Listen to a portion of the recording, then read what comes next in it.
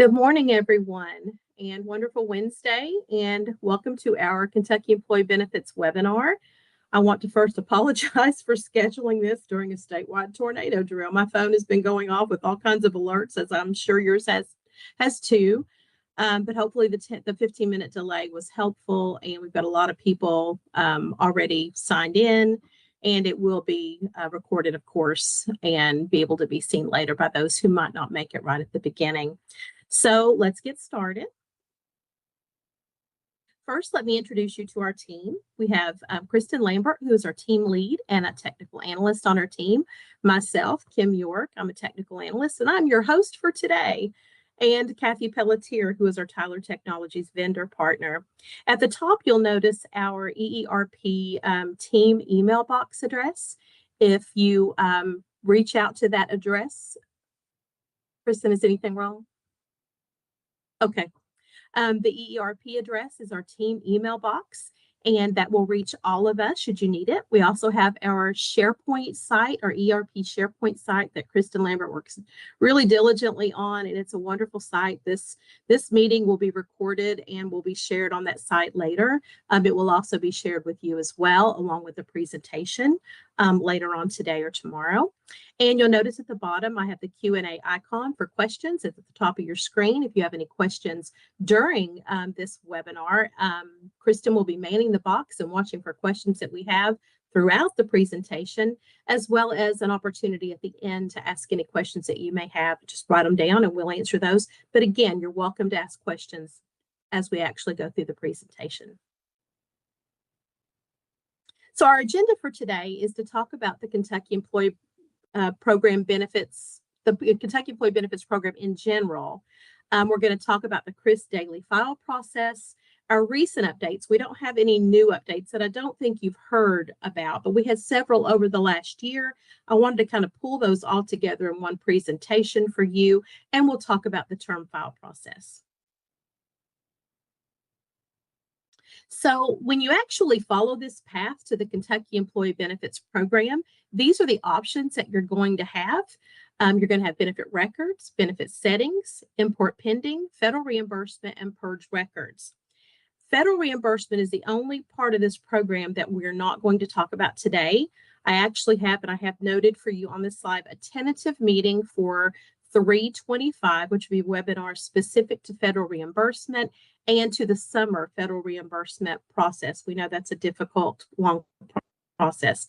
But federal reimbursement is kind of a program within the program, so I'm thinking it needs its own webcast. So we're hoping to do that on 3/25 at 10 a.m. is what it's tentatively set for now.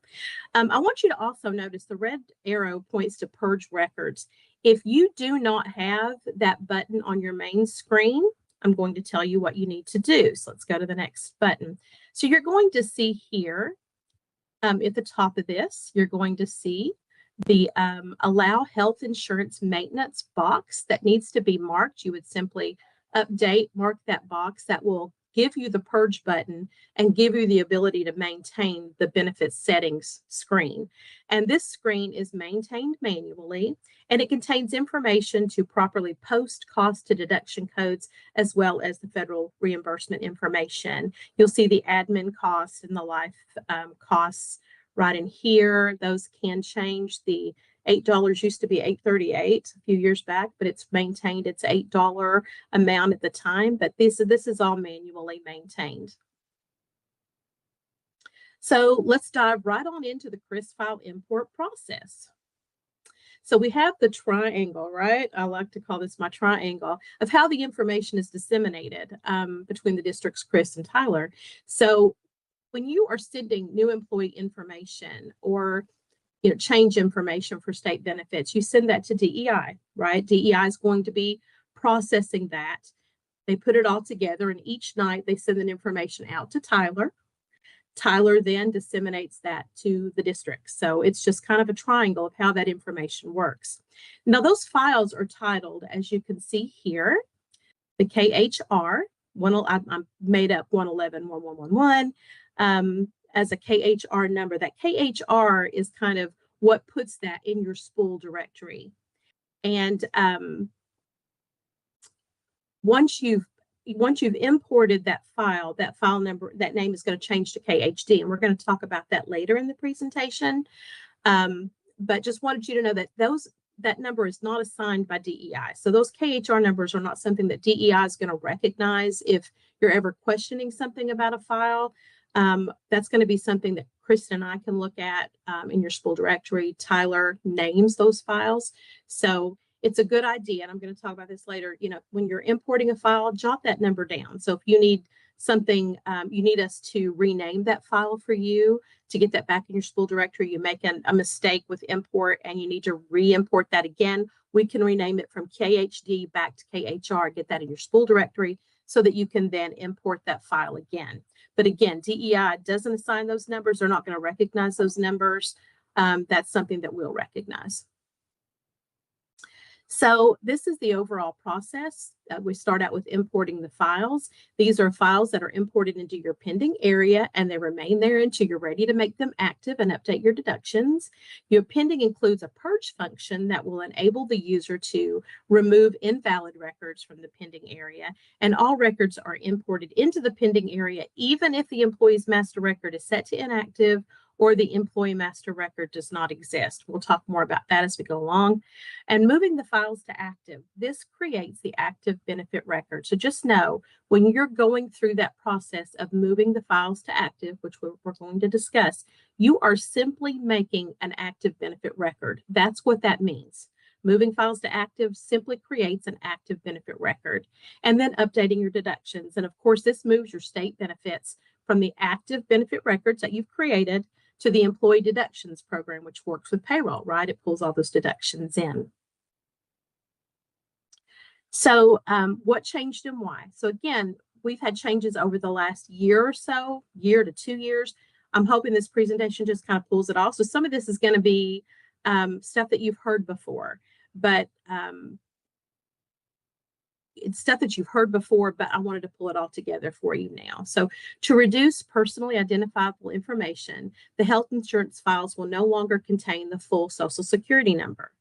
The file was updated to contain only the last 4 of the Social Security number. And when importing, those benefits will now use the last 4 of the Social and the date of birth from KHRIS to match an employee and EERP. So we saw this through open enrollment. A lot of the files were coming in and getting 0 employee numbers because this was kind of new. And date of birth, I didn't see any. I'm sure it happened, but I didn't see many where the last 4 of the Social Security number was off. But I did see where the date of birth was either wrong in one or the other. I actually saw one that I thought was kind of humorous because a person was 10 years older in one system than they were in another, but it just wasn't matching date of birth. So it still imported it. You're still going to have the ability to correct those 0 employees, and we're going to talk about that as this is coming up. And but yeah, what I saw mostly was date of births that weren't matching up because that was a newer function. So when EERP can't find a matching employee, the record imports with an employee number of 0. If the date of birth and last 4 of the Social matches more than 1 employee, you'll receive an error message. That should be absolutely extremely rare. And then the termination file will no longer contain SSN. It now reports to the printer. That's probably the oldest of these recent changes. But again, I just wanted to pull this all together. So the daily file imports. Each import record contains only the new or changed benefit information. And this is simply your pathway to the Kentucky Employee Benefits Program.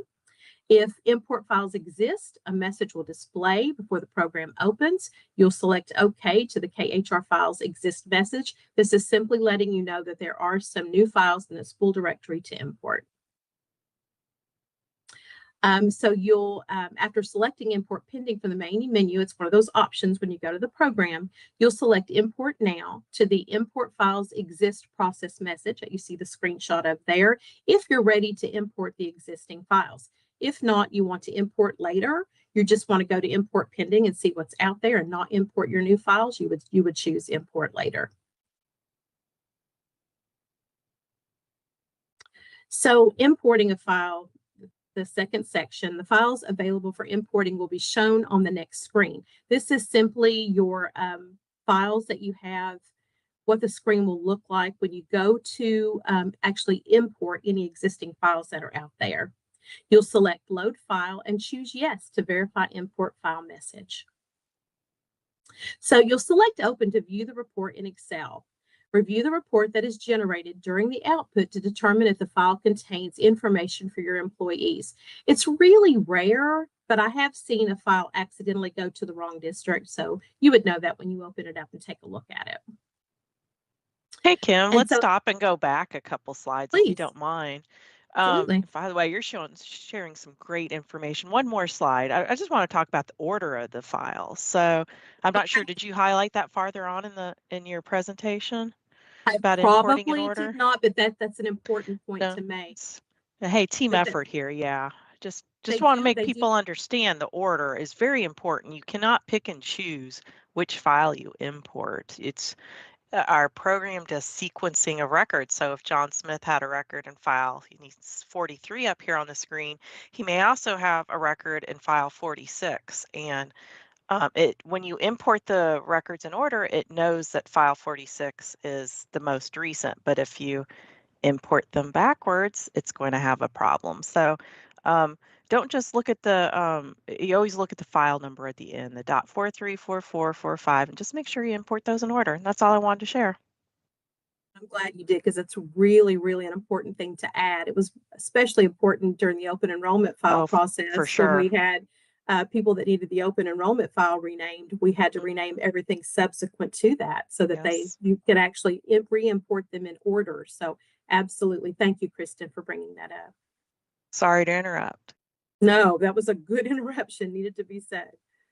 So let's see. So I think I left off here. So there are two choices on the Kentucky Benefits Import Options screen. One, proceed to proof stage, and two, option two is import file is invalid. It's only used for files that do not contain your employees. So if you get a file in that is not yours, this is the opportunity to say, this is an invalid file and we don't need it. But proceed to proof stage should be what you normally would check. So the Kentucky Employee Benefits Import Proof report will be generated. So this is the first report of just your imports and what's going to be there. You'll review that report carefully, as this will contain messages on records that cannot be imported properly due to such things as not having an active employee master record. And if they do not have an employee master file, you will need to add it at this point before moving forward. And so this is your actual error import proof report that you'll receive. That'll actually give you the error messages and what you should see and what errors that you actually need to correct. So you'll select yes to apply the import message if you're ready for those records to be imported. And you'll select no to the message if errors were received that need to be corrected prior to importing the file. After the file has been imported, the message below will appear and you'll click OK. Simply your processes that you're taking through this. So the next message gives the name of the file that was imported and shows the file name will be renamed to since the most import process. I'm tongue twisted today. That fire drill just threw me off. Import process has been completed. The only change in the naming scheme is that KHR becomes KHD. So I talk to a lot of districts who say, I never pay attention to that message. I click OK and I go on. But your files, when they come in, are named KHR. Your district number and then the file number. And once you've imported them, they turn to KHD files. And that's all that this message is kind of telling you.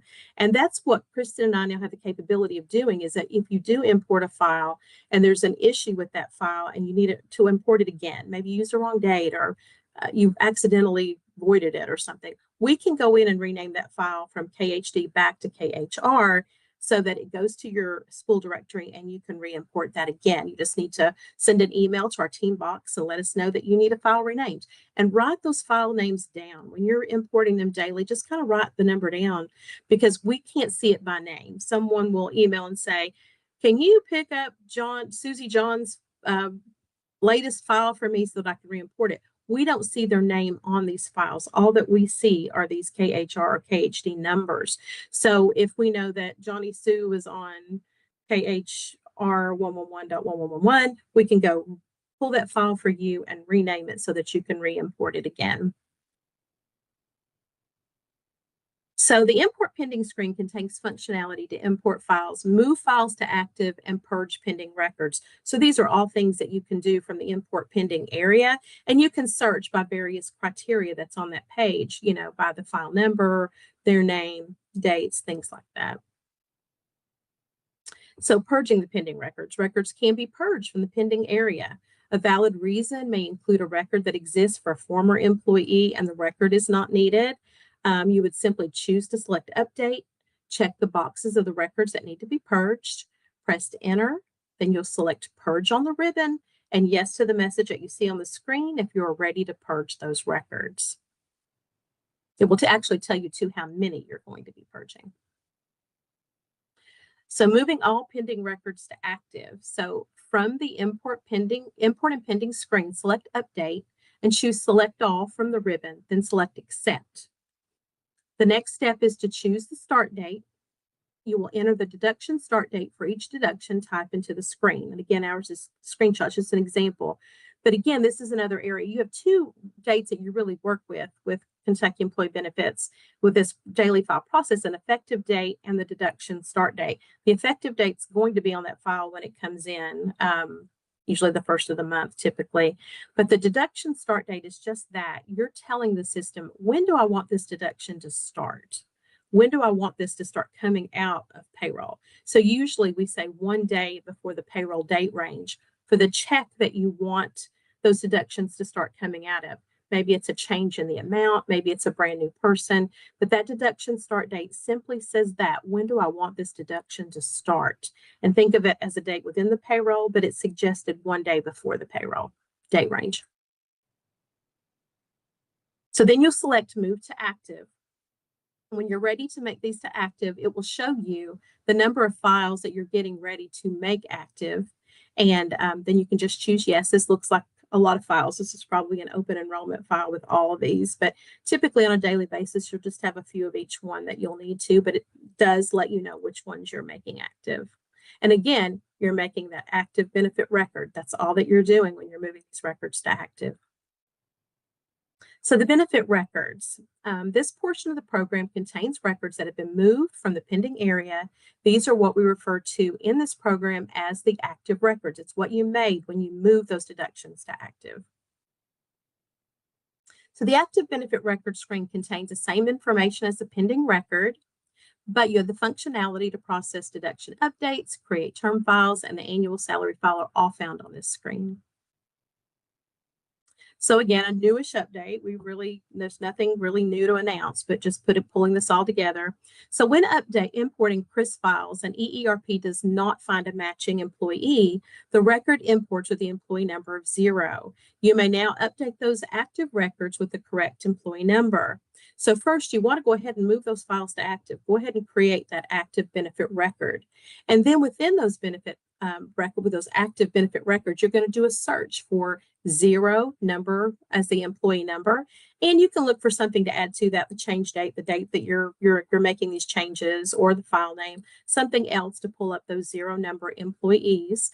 And once you do that, you'll choose update from the ribbon and enter the employee's EERP number that is in Employee Master. So at this point, you're able to actually add their employee ID. Again, this could be something where you're pulling it in, the social and the date of birth didn't match, so they've got a 0 employee. They were already in Employee Master, already an active employee. You just need to choose update, enter their employee number from the Employee Master, and this will update the record.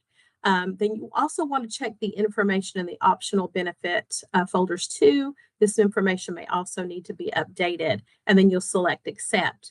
And so going back to this record that we have, you'll see that Rod Stewart, yes, I'm a Rod Stewart fan, that name will actually, Rod will go to the first name. Everything on this will be corrected once you've actually added the proper employee number. So next is to update deductions, you've got to do a current find. You'll select current find, and this will produce the most recent record for each employee in the benefit records program based on effective date and sequence number. So these are the things that are important, things that Kristen was bringing up earlier, bringing those files in and keeping these records and their effective dates and their sequence current.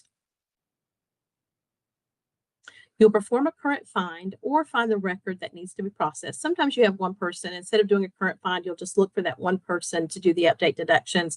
But typically, doing a current find is really beneficial because if you missed one at some point, not updating deductions for someone, this may pick that up for you so that you're posting the deductions for everybody that may need to have their deductions posted in benefit records. So you'll click Update Deductions from the Benefit Records ribbon. You'll select Define. You'll enter a minimum deduction start date. We talked about that. Only benefit records with the deduction start date as of that date or later will be processed during the update deduction process. And this is a date that you can take back a little bit further if you want to. It won't look for anybody prior to the date that you put in there, but it'll look for anybody where the deductions have not been updated or posted, and post those for you as well. So any unposted records with a deduction date that falls before this date will be ignored. So you have two options to choose from when updating deductions. You'll select Define, then choose an option. So delete employee deduction. This is the one that KDE recommends. This is the most common used by districts. So when you select delete employee deduction, no prior deduction end date is entered. This option will delete the existing employee deductions and replace with the new amount. So that's what we want to see. The next option is inactivate employee deductions and populate an end date. This option will keep the existing employee deduction records and establish an end date based on the date entered into the prior deduction end date field. So KDE does not recommend using this option. You'll select Accept and then output Post after the define has been completed. So a report will be generated during this process. You'll select an output option and review the Kentucky Employee Benefits Deduction Update Report. You'll select Yes to update employee deduction records, message when you are ready to post the records. And that's the message that you will see. So if you have a problem in posting and EERP displays an error message, we really ask that you take a screenshot before exiting. This can prove really beneficial. It may be something that we have to alert Tyler to. It may be something really, deeply technical that we have to pull Tyler into. So do a snipping or a screenshot or something of that error so that we know what's going on and why you're receiving that error. So now we're going to talk about the term file process in EERP. So 3 items are required to submit a term file. So this is what you want. These are the things that you have to have in order to submit a term file. So an employee term date on Employee Master. We're going to talk about these a little more in depth too. An EE term date, a valid term action code. The health insurance term date is, if there's one that's on the left side of the benefit record, we're going to talk about that. It's informational for EERP Munis processing and not used by DEI. And then there's some valid action codes we're going to talk about. 0008, which is your typical, a person leaves the district term employee. 0008 is your typical term action code. 0051, all plans in on 7/31. So these are your summer pays, those June pays that you make in the summertime, that their insurance is extended on to July or extended on until August. And we're really going to get deep dived into that with the federal reimbursement webinar that's coming up later this month. But 0051 means all plans. They usually leave 6/30 of the year. That's usually typical, but their insurance is going to go on to July 31st. 0053, if they leave June 30th, but their insurance is going to go on to August 31st, those are the term codes that you need to use. And you need a valid term code for it to process correctly. So there are a few exceptions to using EERP for term files. Some of these include leave without pay and death of an employee. Unfortunately, in these cases, you need to reach directly out to DEI for instruction. So do not process any employees who have passed away or any employees who are on leave without pay through the EERP system. You need to do that directly with DEI. So we talked about the term date from Employee Master. So you're going to see that there's a term date here. Let me get my little pointer. Term date that's here. This term date will not prompt into this field unless you have a term date in the Employee Master. And Let me apologize. I'm looking at the Employee Master screen. This is the next. This is your Employee Master. So under the dates field on Employee Master, you need to have a terminated date in there for it to pull to the benefit record. So let's move to the next record. So now you'll see that term date is prompted on the benefit record, but it only pulls into that field if you have a term date in the Employee Master. That's something to remember. You can't manually manipulate anything with this term date. That pulls from Employee Master directly. And then this is the health insurance term date that I was talking about. This is the one that you manually enter. Some people want to be sure that they like this term date. If this were to be 6/30 that the person left, your 10-month, you may want to come over here in the health insurance term date and put 7/31 if their benefits run through July, right? So this is informational for you only. It doesn't go to DEI. Something needs to be there, but this does not go to DEI. But this is your term reported box that when it's marked, you have reported your term. That's your insurance that when you've processed your term file, if that box is marked, it's gone to DEI, because you can, again, this is another area that you cannot manually manipulate. That only happens once you've correctly processed your term with DEI. And then this is your action codes that we were talking about. This is where you need a proper action code. If I have a term that hasn't processed well, a district will say, I did this term and it's not, term reported box is not marking. And usually it's because they don't have the valid term file code there. So 0008, again, is your typical. 0051 means insurance is going to run through July if they've left in June. 0053, their insurance goes through August if they left in June. And we'll talk much more in depth with that in the federal reimbursement webinar. So this is what we were talking about with the 10-month contract terminations, that you just simply need to put the right action code for when their insurance ends. If they leave on June 30th and their insurance ends on June 30th, then it's an 0008. It's your typical action code. If they leave in June and their insurance goes through July, you want that to be the 0051 and 0053 for August. So this is kind of telling you how the term gen process thinks, like how it works, what it needs. You select, define, and enter an effective date. This date is the effective date that is found on the benefit enrollment record, so you need that. Typically, this would be January 1st. So a lot of people just go back to when the open enrollment file was brought in, it's January 1, and that's perfectly fine for the term gen process. You'll choose select. This process pulls the records that need to be reported on the term file to DEI. An error message may display if an error is received. You'll select OK to the message and choose an output method to review the report. So you can still generate a file for the employees who do not have an error. It will go ahead and process correctly. A report will be created. You'll view the employees and correct as needed. And something I added here is in some situations, because people say, I've got someone on this list and they've been on here forever and ever and ever, and that can happen with an employee maybe that's on leave without pay. These things can be ignored. So to view all employees that are being reported, you'll select an output, PDF or display, and review the report. Then you will select create the file. And these are the messages that you will get, and it will ask you, do you want that term file to get the term flag posted? Of course you do, so you're going to mark yes, and then it will give you the message that says the term reporting has update. The term reported flag update is complete, so that you can go back and look and see that term reported box is marked. So the terminated employee master. So choosing to move an employee to the terminated employee master entails several things, but you don't want to complete that until after the W-2s have been processed. You can use inactive status, but you don't want to move them to the terminated employee master file yet. So you simply open employee master. You'll click search and search for all the employees you wish to move to the terminated employee master.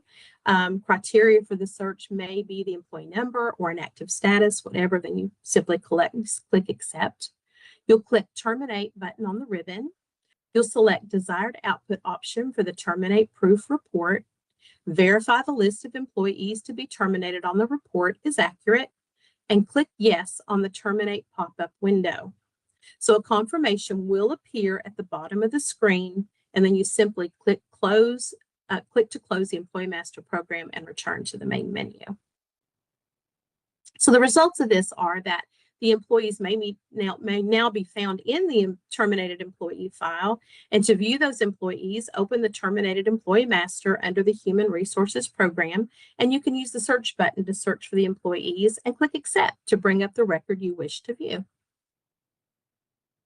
And then what's next? So once the employee is terminated, no further action will take place. You may view and or run reports for the employee through the terminated employee file. If the employee returns at any time in the future, the employee may be moved back to the live payroll module. And so questions. So I talked really fast through this. It took a lot longer when I was actually rehearsing this. And so this is our team box and our SharePoint site that will be on the information when you receive it later today or tomorrow.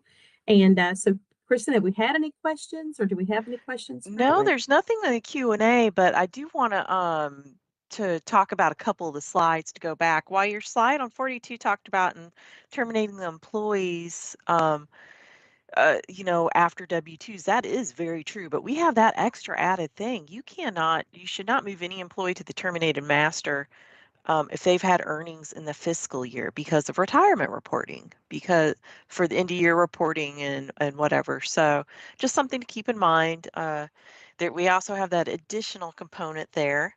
And I want to talk about those 0 employee records, and that was on slide 27. Way back. Let's go way back. Yeah. First of all, I love that this update is out there. Just want to remind people you have to move those records to active. You cannot do that in the pending area. So when you have those pending records, you think you can update that employee number from 0 to something else.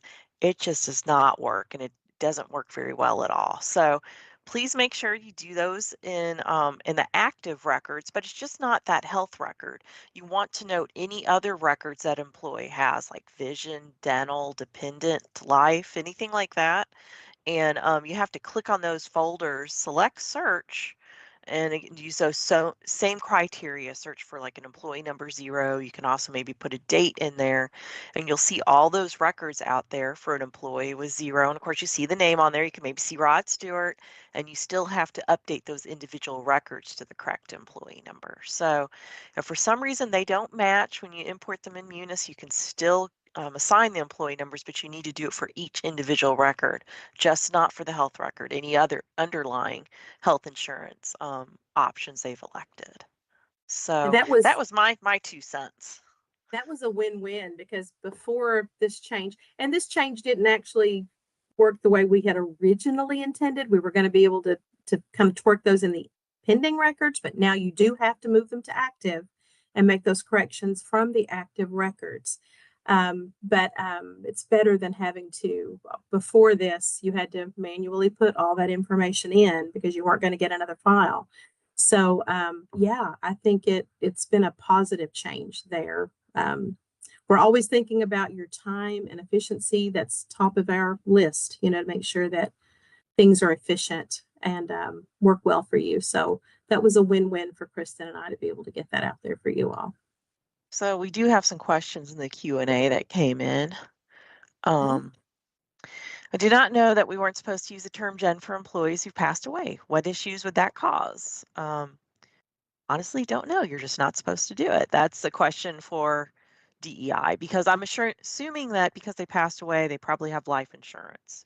Is tied to that? Isn't there a life insurance payout? So, we're familiar with this program, but we're not entirely familiar with the benefits, the training that you've gone through as a benefit coordinator, possibly. So I think that's probably tied to life insurance, because they want to make sure that person gets, and their family beneficiaries get paid. So it's a directive from DEI, and at some point, you're going to be terminating them, to a point in Munis, in EERP, to get them inactive. But the actual term process, the directive from DEI, is that you do it directly with them. So there's a question here. It's really more health insurance related. About what about terming an employee that has a waiver? The dates in Munis can only be listed as the 15th or end of the month.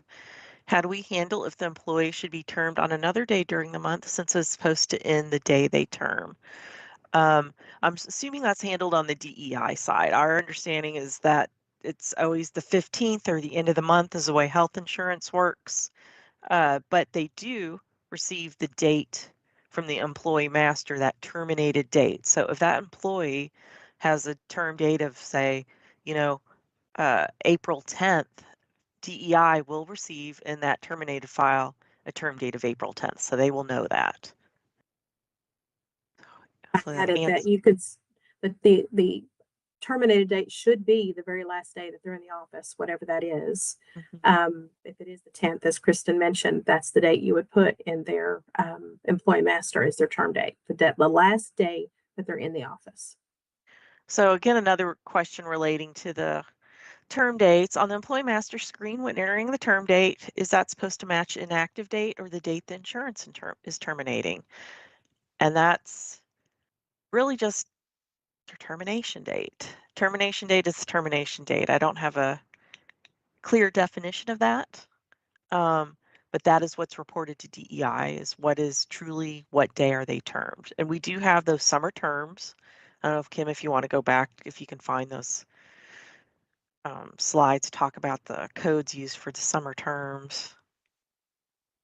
I'm not sure where that I was. need to go forward. I need to go to the term process. Yeah, so we have those different codes that are used that DEI knows. I think we went too far ahead. Me That too. we have code 8, which is just a standard termination anytime throughout the year, and then you have code 51 and 53, and those are used to indicate if an employee is terminated in, say, June, but their insurance carries over until the end of the summer. So You know that as long as they're getting, this is information that I've received from districts, but you don't make them inactive until they're completely done with payroll. Like you don't want to make an employee inactive and they're still getting paid. You know, you don't want to make them inactive until that payroll has ended. correct. Let's see here. Let's get some more questions. I term employees in KHRIS and then receive the import file to term through employee benefits. Always wondered if this process is redundant. And in a way, yes, because I know KHRIS has always encouraged, they like 100% want you to process those terms through Munis, through ERP. They prefer that. They, for some reason, the data just works better for them to receive those files electronically through the KHRIS system. So I would suggest to stop doing it in KHRIS and do it in Munis and submit those files that way. I know that there are some districts out there. I've spoken to many of you that say they have always done it this way. This is the way they want to continue doing it. But we've actually, DEI's kind of slapped our hands a little bit and said they need to be doing the terminations through Yeah. ERP. That's where this needs to happen. You shouldn't be terming through KHRIS and then terming through ERP. I think it stops those files coming back too, right? If you term it, is my understanding, is you won't get that file back from KHRIS if you term the employee through ERP. And you're doing everything you need to do when you process it through ERP. So it is redundant. You are making two steps out of something that should just be one simple process for you. So, yes. And Michelle Nelson, who is I know has been out there, I don't want to say a long time because I don't want to age her, has been answering some comments on here. Thank you, Michelle, to the questions. She says the actual term date too, the last day of work. It may be before the termination of their health date. So any other questions out there? We'll sit here for another moment or two before we end. And I do apologize for going through this a little quicker than I had planned. I thought I'm at the term file process and I shouldn't be there for another 10 or 15 minutes. But I think the fire drill kind of threw me off a little bit this morning. But hopefully this will be good information for you to have when we get this actual presentation and the recording out to you to have. And you'll find all this, you know, our SharePoint, I want to push that. The SharePoint site is great. It's going to have these recordings out there. It's going to have any relevant documentation for reports that may be going on currently that maybe we don't put out, but from Tyler and kind of put them there for as a repository for you for those convenient things that you might need. But I really recommend that you bookmark the SharePoint site because a lot of good things out there, a lot of good information. Okay, well, no more questions. I feel like we can go ahead and end this then. And no, if you have any questions and you didn't want to ask them here, you've got our EERP@education.ky.gov team box email. Send those questions and we'll get those answered for you. Yeah, so, and any questions, if you think that maybe it's a question that should come to us, but you're not sure, direct those questions. We can, likely get you to where the proper channels to get the answers to the questions that you may need. So use that team box for any questions you may have. Kristen, anything else you can think of? No, awesome presentation, Kim. I'm glad we were able to do it. And Kim alluded to the federal reimbursement webcast. We're going to be sending out some information shortly on that. She has something on the calendar. So for those of you that handle the federal reimbursement portion, because it's related to health insurance, we'll be having another webcast on that to talk about the summer reimbursement process. I will add, I think I put the tentative date is 3/25 at 10 a.m. And I think that's going to hold true. I'll have an invite and everything out next week. But DDS, the Division of District Support, will also be a part of this meeting so they can talk to you about that process of getting the file, the federal reimbursement file to them. Any questions you may have about the payment process, Jackie Chisholm will be involved in that webinar so that she can answer the questions you have about the payment process side of the federal reimbursement process in general. So, yeah. Okay, well, thanks so much. Thanks, everybody. Have a great day. And again, if you have any questions, send it to the box. We'll be happy to answer them for you. Bye. Bye, everyone.